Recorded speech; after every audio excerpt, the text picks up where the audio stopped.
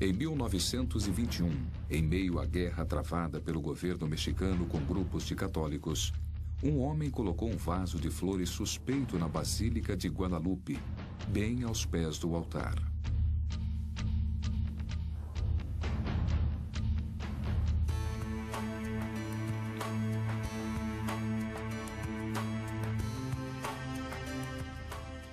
Apenas um objeto conseguiu salvar-se das chamas, da fumaça e da destruição causada pela bomba: o manto com a imagem da Virgem de Guadalupe.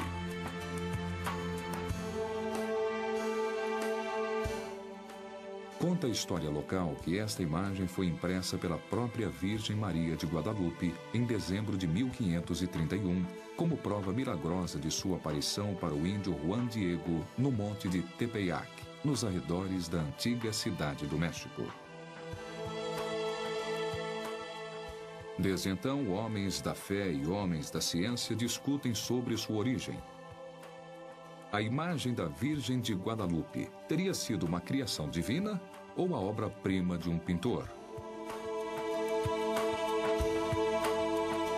Virgem de Guadalupe, entre a fé e a razão. Para milhões de católicos, a imagem da Virgem de Guadalupe é a materialização de um milagre e objeto de veneração. Todos os anos, cerca de 15 milhões de fiéis vão em peregrinação até o templo onde se encontra esta imagem para prestar cultos a Nossa Senhora, Rainha do México e Imperatriz da América. Esta imagem e a do Santo Sudário em Turim são as únicas consideradas de origem divina pela Igreja Católica. Uma das preocupações centrais da Igreja tem sido preservá-las dos danos que podem sofrer através do culto de seus fiéis. Ao longo de seus quase 500 anos de história, a imagem de Guadalupe foi exposta em 7 templos construídos nas encostas do Monte Tepeyac. Também foi levada em procissão, em diversas ocasiões, até a Catedral da Cidade do México para aliviar inundações, terremotos e epidemias. E no século passado, foi escondida durante 3 anos em uma parede, atrás de um armário, para protegê-la de possíveis ataques. Em 12 de outubro de 1976, a imagem foi transportada em procissão solene desde a antiga basílica, na qual esteve guardada durante mais de 250 anos, até a basílica atual, nas encostas do Monte Tepeyac. E aí está, em las puertas mismas de su nueva casa, Nuestra Señora. ¡Viva la Virgen de Guadalupe! No coração da nova basílica, foi construída uma câmara de segurança similar à de um banco, onde se exibe a imagem protegida por acrílico blindado e colocada dentro de uma cápsula para protegê-la do ar e da poeira. Esta imagem, que milhões de pessoas no mundo consideram sagrada, é praticamente inacessível. Poucas pessoas tiveram a oportunidade de vê-la de perto.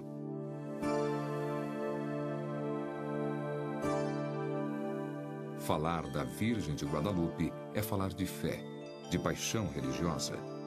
Como se originou esta veneração pela Virgem?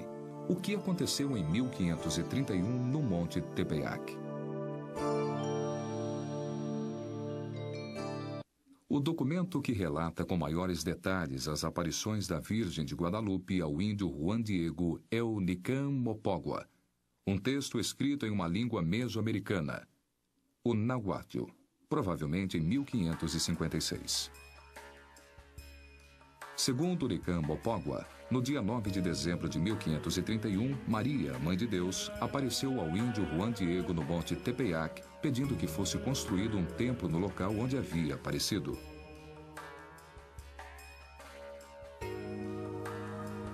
Juan Diego contou o ocorrido para o arcebispo primaz do México, Frei Juan de Zumárraga, que exigiu provas da aparição. Quando Juan Diego contou a resposta do bispo à Virgem, esta pediu que ele cortasse algumas rosas que encontraria milagrosamente no alto do monte e as levasse a Zumárraga. Juan Diego retornou ao bispo e relatou o acontecido. Como prova, estendeu seu avental, deixando cair as rosas e exibindo a imagem da Virgem de Guadalupe impressa no tecido.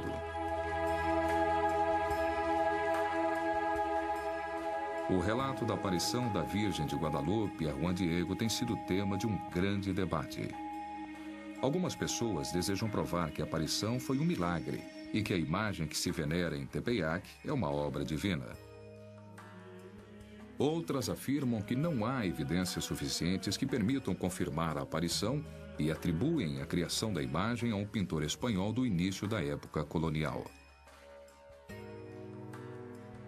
O debate se estende à origem do próprio relato, o Nicam Mopogua. Nicam é um advérbio que significa aqui. Mopoa é o verbo contar. Foi escrito por um índio em meados do século XVI. E narra a vivência de seu povo a respeito da aparição da Virgem. O Nicam Mopogua é atribuído a Antônio Valeriano, um aristocrata indígena erudito e governador da cidade do México. Estima-se que o documento tenha sido escrito entre 1560 e 1570, 30 anos depois da aparição da Virgem.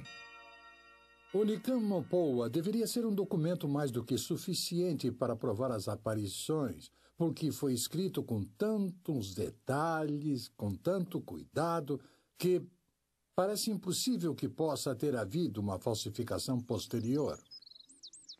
Javier Nogués, historiador do Centro de Estudos Históricos do Colégio Mexicano, dedicou mais de 15 anos à investigação dos documentos históricos sobre a Virgem de Guadalupe. É o documento mais importante, o mais extenso e que se converteu no que eu chamo de versão oficial. Não é a única, mas é a versão oficial. Mas é um documento que, lamentavelmente, ainda não sabemos sobre sua origem. Sem dúvida, alguns pesquisadores mexicanos e estrangeiros consideram que é um documento que foi escrito depois da segunda metade do século XVI. Se supomos ou se aceitamos o fato de que a aparição aconteceu em 1531, creio que um documento escrito tantos anos depois não pode ser considerado um documento histórico. Ainda que o documento original do Nicam Mopogua jamais tenha sido encontrado, sabe-se que foi publicado pela primeira vez em 1649. Se havia ocorrido um acontecimento tão importante em 1531, por que os documentos históricos desapareceram por mais de 100 anos? Durante esse período, conhecido como Século do Silêncio, as menções a respeito das aparições foram escassas.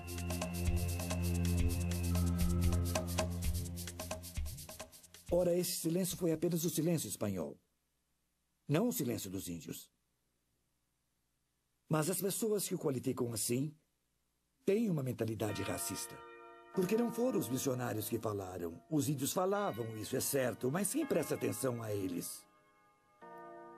Outro elemento que contribui para aumentar as dúvidas sobre o Século do Silêncio é a inexistência de qualquer depoimento do bispo Zumárraga, a testemunha principal do milagre. Era de se esperar, por exemplo, que Zumárraga, o arcebispo primaz do México, tivesse deixado pelo menos uma oração, uma frase, um pequeno manifesto, no mínimo um documento que fosse, uma vez que ele é um dos personagens principais que aparecem no Nicam Mopogua. Mas não temos absolutamente nenhuma notícia do Frei Juan de Zumárraga a respeito das aparições. Não temos tudo o que foi mencionado ou aquilo que Zumárraga escreveu. Mas constam 2 exemplos. Casos de que ele escreveu algo.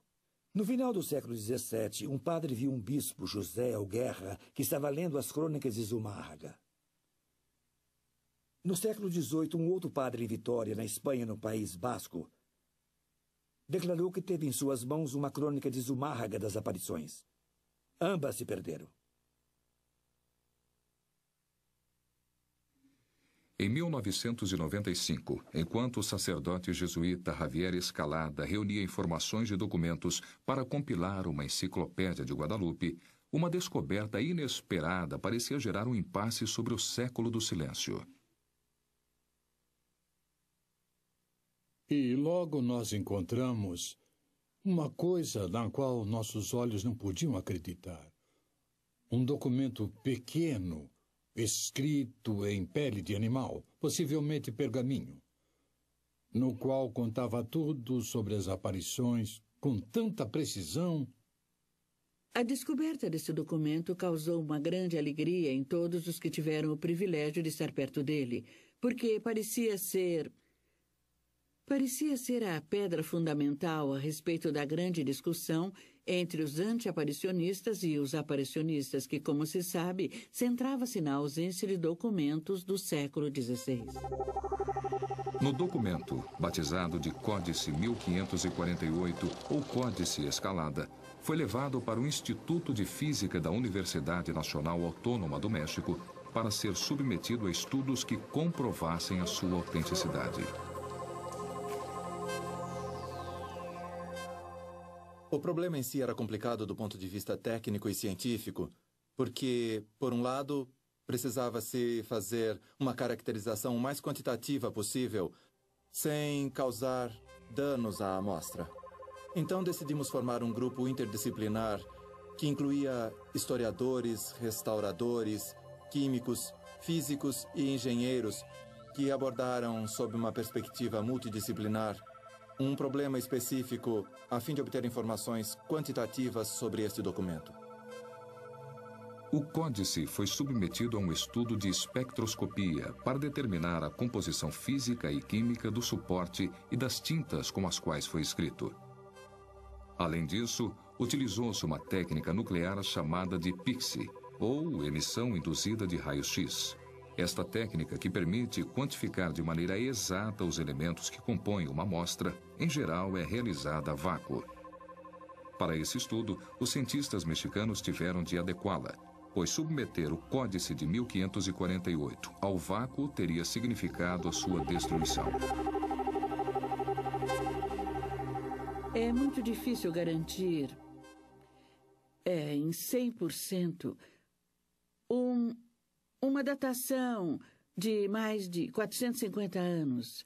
A maior dificuldade aqui, as dúvidas, se me permitem chamá-las assim, estavam no fato de que a composição das tintas e o tipo de papel que foram usados eram iguais aos utilizados durante o vice-reinado. O físico Manuel Castanho, coordenador da equipe de investigação, entregou os resultados. Todas as técnicas que utilizamos indicam que, de fato, o códice em seu conjunto é muito provavelmente original das datas a ele atribuídas no século XVI. O único ponto, não de dúvida, mas para uma discussão interessante, é o fato de que tanto a assinatura do Frei Bernardino de Sahagún como a data em si são diferentes do restante do documento.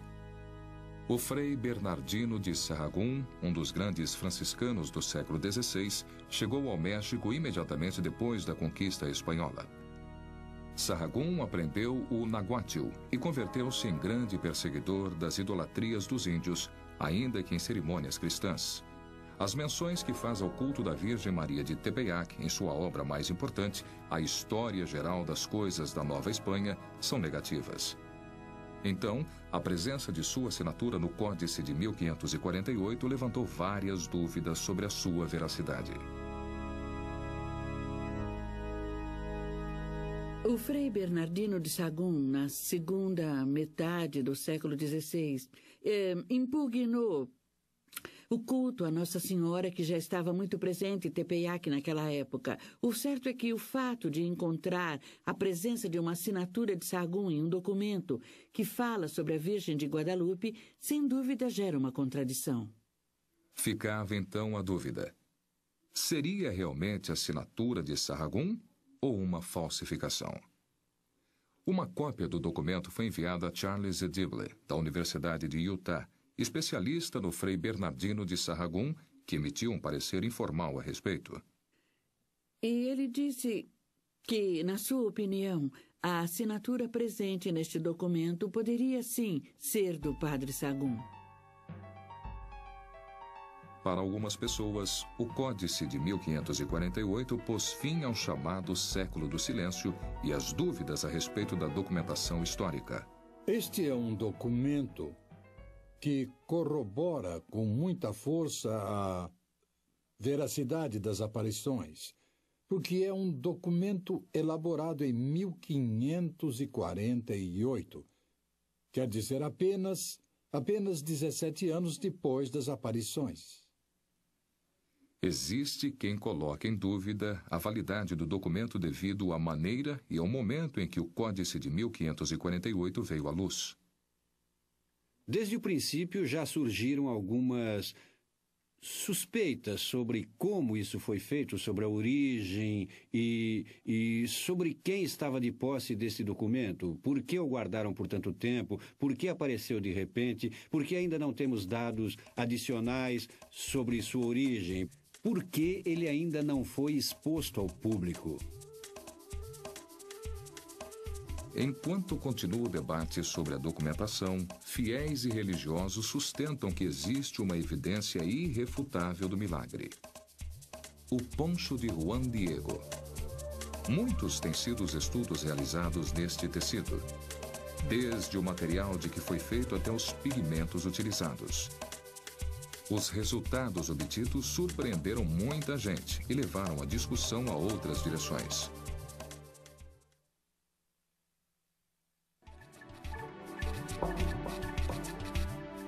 Desde o século XVII, a imagem da Virgem de Guadalupe tem sido submetida a diversos estudos realizados por pintores, restauradores e cientistas.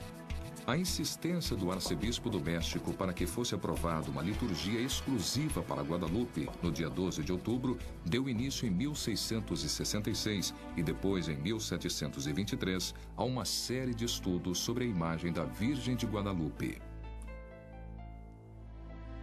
A Sede Apostólica, em Roma, solicitou que se demonstrasse que a imagem da Virgem era realmente sobrenatural.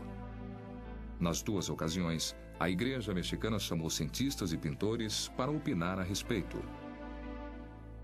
Os especialistas ficaram surpresos com o que viram. Os pintores começaram a dizer que não conheciam nenhuma outra pintura que tivesse as características desta, que um tecido sem preparação alguma, tão rude como um poncho, sem nenhuma coesão, pudesse ter sido pintado. Segundo o relato local, a imagem da Virgem de Guadalupe foi plasmada no poncho de Juan Diego. Este poncho, ou avental, é uma espécie de capa usada pelos indígenas para cobrir-se ou carregar coisas. Ele é feito com uma fibra extraída do maguey, uma espécie de sisal abundante no México que se caracteriza pela dureza e resistência de suas fibras. A técnica de fabricação destas capas hoje é igual àquela utilizada há 500 anos. A textura e o material com o qual foi fabricada a tela que se encontra na Basílica, hoje em dia, também tem sido motivo de controvérsia.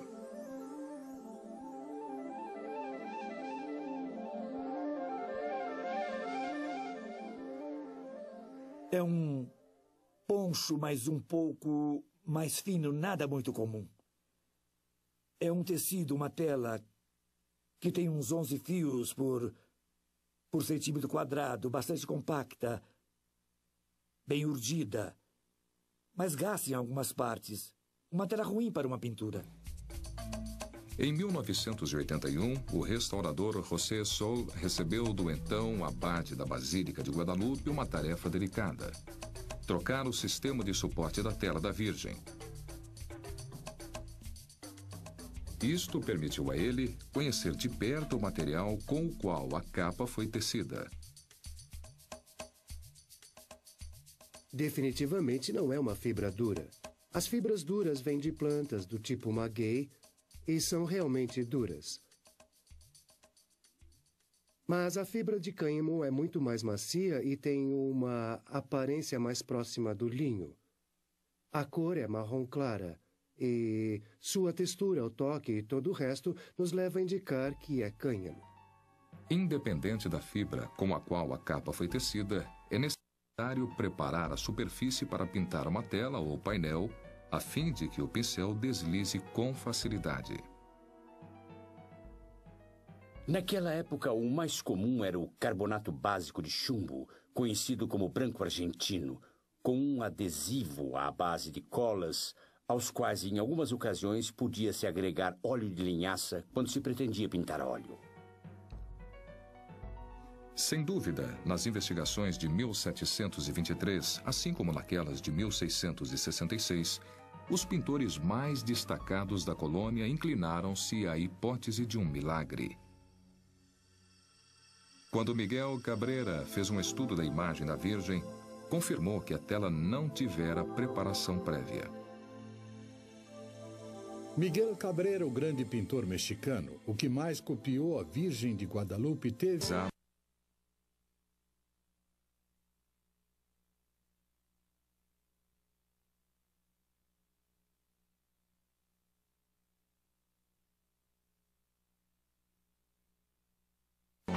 e os homens de fé. Dois pesquisadores norte-americanos iniciaram no fim dos anos 70 uma série de estudos da imagem da Virgem de Guadalupe. Os resultados surpreenderam todos. Em 1978, George Brand Smith, da Universidade de Pensacola, na Flórida, fez a si mesmo uma pergunta que teria um desfecho inesperado. Existe alguma coisa parecida com o sudário de Turim em outro lugar do mundo?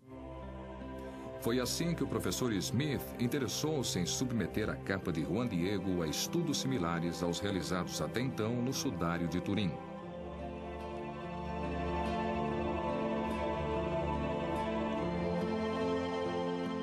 Smith decidiu ir ao México em busca de uma autorização para isso. Depois de 3 dias de espera, foi recebido pelo Monsenhor Henrique Salazar, diretor do Centro de Estudos de Guadalupe. Eu estava trabalhando aqui quando chegou um norte-americano, John Smith, e me informou que pensava que poderia fazer os estudos com infravermelho e me pareceu perfeito. A fotografia infravermelha é uma técnica comum utilizada pelos restauradores de arte como instrumento de análise e avaliação de diferentes aspectos de uma obra. Podemos afirmar que ela pode ser utilizada para descobrir algum esboço que esteja coberto, algum desenho, alguns arrependimentos da obra. Mais ou menos este seria seu uso, muito a grosso modo. O então abade da Basílica, Guillermo Schulenburg, não colocou nenhum obstáculo para que a imagem fosse fotografada com filme infravermelho, mas a pesquisa deveria ser adiada para depois da visita do Papa João Paulo II ao México em 1979.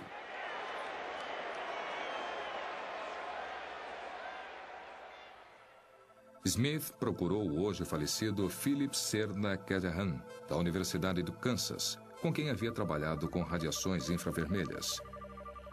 Callahan aceitou o convite de Smith para realizar a pesquisa em conjunto e, em maio de 1979, apresentaram-se na nova Basílica de Guadalupe.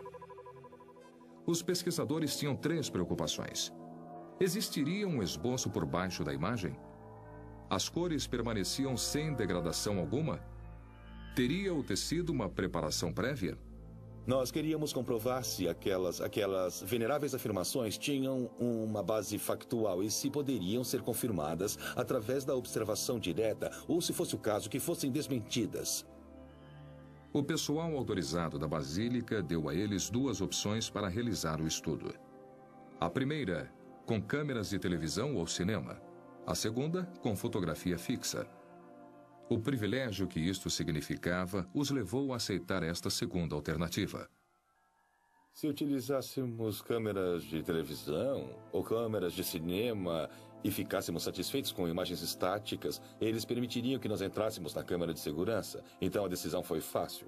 Mesmo que eu não soubesse que aquela câmara provavelmente jamais havia sido aberta antes, a não ser durante a instalação, que ninguém havia tido permissão para observar a imagem sem a retirada do vidro desde os anos 40 ou 50.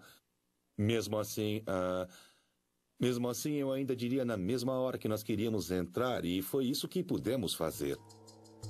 A autorização para entrar na Câmara estava condicionada a fortes medidas de segurança. Poderiam iluminar a imagem com luzes artificiais apenas se isso não elevasse a temperatura da Câmara. Não podiam aproximar nenhum objeto a menos de 8 centímetros da imagem. Teriam de trabalhar no horário em que a basílica encontrava-se fechada e, em hipótese alguma, poderiam tocar na tela. Chegue mais perto que quiser, mas não toque nela.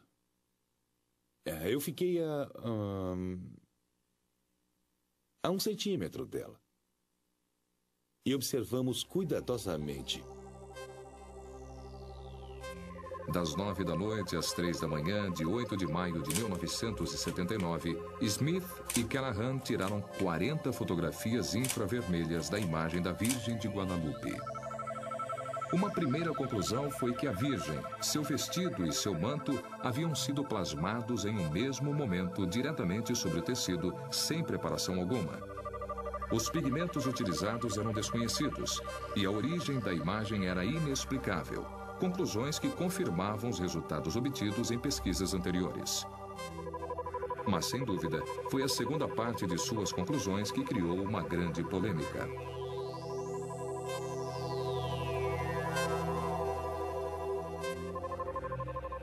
Eu acredito que Callahan estava inclinado a acreditar que havia adições posteriores. Estas adições dividiam-se em 2 etapas. A primeira, por volta da data da criação da imagem original, quando, segundo eles, foram adicionadas a lua e o terço em suas mãos. A segunda foi no século XVII, quando foram adicionadas as decorações douradas, as linhas negras dos contornos, o anjo, as pregas no manto, o resplendor, as estrelas e o fundo. Smith e Callahan concluíram que todos esses elementos haviam sido adicionados por mãos humanas. As respostas não demoraram muito. Onicamo Poa diz, no fim da história, que a imagem da Virgem de Guadalupe que temos de 1556 é a que Juan Diego recebeu e entregou a Zumárraga. E nela está o anjo, estão os raios, as estrelas. É como a que temos atualmente. A mesma. Todo o conhecimento e informações que temos das pinturas primitivas descrevem a Virgem como ela está. Com um anjo abaixo, rodeado pelo sol, a lua a seus pés, com um manto azul e com um vestido cor-de-rosa, como vemos agora. Se alguma coisa foi adicionada, foi muito no início. Estão perfeitamente documentadas a partir de 1606 cópias da Virgem de Guadalupe, desde uma muito famosa de Baltasar de Echave. Esta já tem certos elementos iconográficos que vão se repetindo, e esses não mudaram na Virgem, na obra. Claro, existem interpretações diferentes, mas em termos gerais, eu acredito que as cópias das cópias resultariam nas modificações que possam ter acontecido na Virgem de Guadalupe. Seria possível que aquilo que Smith e Callahan consideravam adições tivessem sido retoques ou tentativas de restauração? A imagem da Virgem de Guadalupe teria retoques, então? É certo que a imagem foi retocada, mas não sabemos exatamente quanto ou quanto. Mas ela tem retoques, é certo. Em 1556, o segundo arcebispo mandou fazer um retoque sobre as partes que estavam danificadas, mas não pintar a imagem original. Um retoque não é a obra, e isso foi o que fez o pintor de Montufa. As conclusões a que Smith e Callahan chegaram também foram questionadas pelo próprio alcance de uma fotografia infravermelha na análise de uma obra. Definitivamente, o infravermelho não pode fazer uma datação dos diferentes elementos que compõem uma pintura. Existem outras formas para tentar fazer uma datação. Por que não se pode ver por meio do infravermelho como se fosse uma radiografia? Ele só vai ultrapassar as camadas mais superficiais, como são os vernizes, os pigmentos vermelhos e ocres, mas não vai atingir uma profundidade maior. Para isso, utilizamos a radiografia. E isso vai nos mostrar toda a estrutura do quadro. Mas os estudos da imagem de Guadalupe não terminaram com Smith e Callahan. Naquela mesma época, retomou-se um aspecto analisado em anos anteriores: os olhos da Virgem de Guadalupe. Os avanços tecnológicos da época permitiriam obter novos resultados?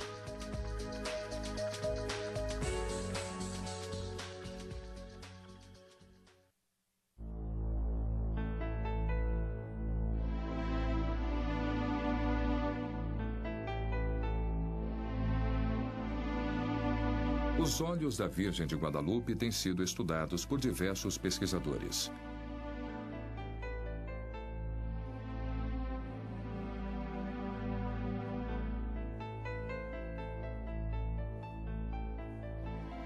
O primeiro a abrir esta linha de investigação foi o fotógrafo mexicano Alfonso Marcué, que em 1929 reportou ter encontrado o reflexo de uma figura humana nos olhos da Virgem.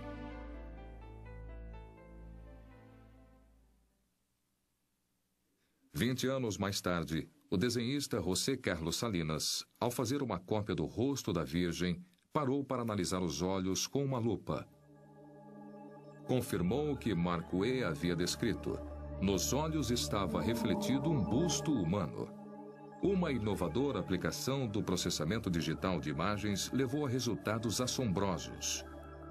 Em 1979, o Dr. José Ernst Torsmann, engenheiro de computação, realizava estudos para o Centro de Pesquisas da IBM, no México, quando ficou sabendo da descoberta de Salinas. Naquela época, eu li numa revista que há alguns anos um homem havia descoberto com uma lupa, ao observar o rosto da Virgem de Guadalupe, que nos olhos estava refletido um busto humano. Eu pensei, se com uma simples lupa isso foi descoberto, e se isso realmente existe, com essa técnica muito mais avançada, deve aparecer. O engenheiro Tonsman obteve fotografias do rosto da Virgem e as digitalizou, ampliando eletronicamente em 3.000 vezes para analisá-las com técnicas de processamento de imagens avançadas para aquela época. E no olho esquerdo da Virgem, descobri a figura de um indígena sentado com as pernas cruzadas, quase nu. Neste momento, pensei que seria o que o Sr. Salinas havia descoberto. Mas depois eu me dei conta que não, que era outro personagem. O que eu encontrei a seguir foi a figura de um homem com barba. Passei para o olho direito e então encontrei neste olho o homem com barba que acreditavam ser Juan Diego. Eu já estou convencido que era um espanhol. O engenheiro Tonsman encontrou um total de 13 figuras no olho direito e 12 figuras no esquerdo, correspondentes àquelas do outro olho. As mesmas imagens estão nos dois olhos. Não no mesmo tamanho, mas nas mesmas posições. Do ponto de vista da fé, eu acredito que isto é uma comprovação de que existe um fato sobrenatural. Poderia esta descoberta ser agregada às provas da autoria divina da imagem como evidência irrefutável do milagre? Há vários aspectos que Tonsman precisa aprofundar mais para que possa tentar uma aceitação entre os cientistas. Ele vê diversas pessoas, várias cenas de épocas diferentes, todos presentes na Virgem. E precisaria demonstrar isso. Segundo, ele vê sombras disformes, que logo interpreta como personagens. Porém, ainda falta muito nesta investigação para poder afirmar que é autêntica para ser aceita. Mas as pesquisas dos olhos da Virgem não haviam terminado. Depois de 8 anos de espera, o Dr. Jorge Escalante, oftalmologista, obteve autorização para fazer um estudo do manto original como parte de uma reportagem para a televisão mexicana. Então, em 1991, abria-se novamente a câmara de segurança que protege a imagem da Virgem de Guadalupe, para dar entrada ao Dr. Escalante e sua equipe de pesquisadores e profissionais de TV. O Dr. Escalante levou instrumentos oftalmológicos avançados, como lentes de alta definição, câmeras fotográficas e filmes de alta sensibilidade para fotografar os olhos da Virgem. Eu tive a surpresa de ver uma figura humana na córnea. A figura humana de um homem barbado. Calculo aproximadamente uns 55 ou 58 anos de idade. Mas era bem clara a imagem na córnea e eu disse, não é possível que isso exista aqui. Peguei minha lupa. Coloquei-a na frente da imagem e vi perfeitamente o rosto de um homem barbado, com uma barba aparada. Passei para o olho esquerdo e vi exatamente a mesma figura da pessoa que está no olho direito. Obviamente, os dois olhos estão focalizados. Eu pensei que ia examinar uma pintura, mas eu não conheço nenhuma pintura do ano de 1531 que tenha imagens nas córneas.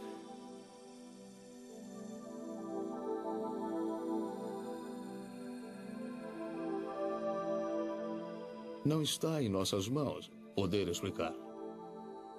O reflexo nos olhos, as figuras que aparecem ali, são coisas muito interessantes. Chamam muito a atenção, mas são secundárias para nós. O final do debate a respeito da imagem da Virgem de Guadalupe não parece próximo. Existem pessoas que consideram que o fenômeno da Virgem não precisa de mais pesquisas para ser validado. Por outro lado, existem aqueles que dizem ser importante realizar estudos científicos no manto, pois assim seria colocado um fim na polêmica.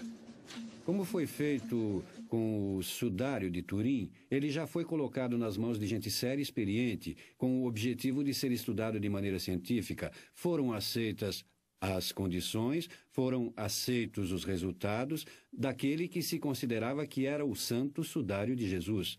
Sem dúvida, eu acredito que ainda não estamos neste momento histórico de iniciar plenamente uma investigação científica séria. O que poderia ser determinado era a composição e a idade de cada um dos elementos. É só o que nós podemos dizer, é que ele é composto de tais elementos e que tem tal idade e que provavelmente sofreram determinado tipo de modificações, de uma forma dedutiva, pelo tempo que se passou, pela oxidação, pela descoloração através da radiação ultravioleta. Uma investigação multidisciplinar, pois deveriam participar os biólogos para identificar as fibras têxteis, os químicos para identificar os pigmentos e também para fazer a investigação dos vernizes, dos aglutinantes. E tudo isso nos daria diversas respostas que, depois de somadas, realmente nos levariam a um conhecimento científico da pintura. Provas científicas como análises químicas e outras são boas, é claro. E talvez sejam feitas em algum momento. Mas para a Igreja Católica não são necessárias neste caso. Mas se uma devoção é firme, sincera, se já demonstrou com fatos ser útil para a Igreja, para o povo, para todo mundo, não importaria que fosse mais ou menos lendária. A crença em Guadalupe é tão grande que, de maneira alguma, vai se modificar pela análise científica ou pela abordagem científica dos fatos. Alheios ao debate em torno da imagem da Virgem, milhões de fiéis comparecem ao templo de Tepeyac para demonstrar sua fé. Lavradores e operários, ricos e pobres de todo o continente americano, continuam aproximando-se do santuário da Virgem de Guadalupe com a mesma devoção de 500 anos atrás. Considero que o verdadeiro milagre desta imagem não foi ter sido pintada ou ter aparecido, mas seu verdadeiro milagre foi que ela uniu o povo do México em torno dela. A Virgem está no coração dos milhões que chegam à Basílica. Padre, vim ver minha mãezinha, mas não quero estar diante dela sem antes prestar contas a Deus. O verdadeiro milagre acontece em Tepeyac todos os dias do ano, nos 365 dias do ano. O verdadeiro milagre está nos 15 milhões de pessoas que vêm para cá todos os anos e que estão aumentando. A imagem da Virgem de Guadalupe é um símbolo que pode cativar qualquer pessoa em qualquer condição humana. Uma mulher jovem que traz características do amor maternal quase impossíveis de reunir em uma só imagem. Ternura, entrega e, ao mesmo tempo, energia, exigência, dureza. Uma boa mãe tem tudo isso. Eu acredito que o povo, apesar do que dizem os historiadores, os aparicionistas e os anti-aparicionistas, o povo vai continuar vendo com fé a Virgem. Exatamente por esta circunstância, por esta mensagem tão profunda que nos passa, que é uma mensagem de consolo, uma mensagem de ajuda, uma mensagem de apoio. Versão brasileira Clone.